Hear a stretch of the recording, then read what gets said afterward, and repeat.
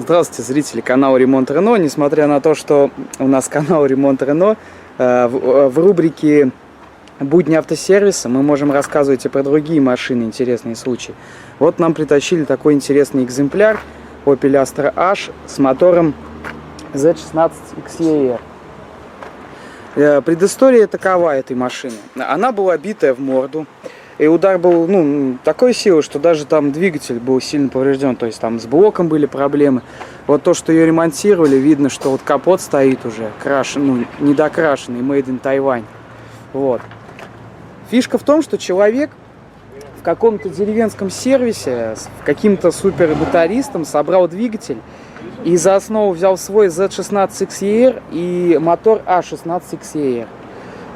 Видно сразу, что здесь не хватает некоторых запчастей. Тут ржавый фазер стоит. Два. Вот она приехала в таком состоянии, и вот послушайте, как она заводится.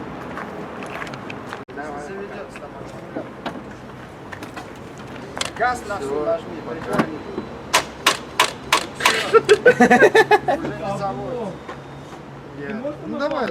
Вот после того, как мы прикурили ее, чтобы она завелась.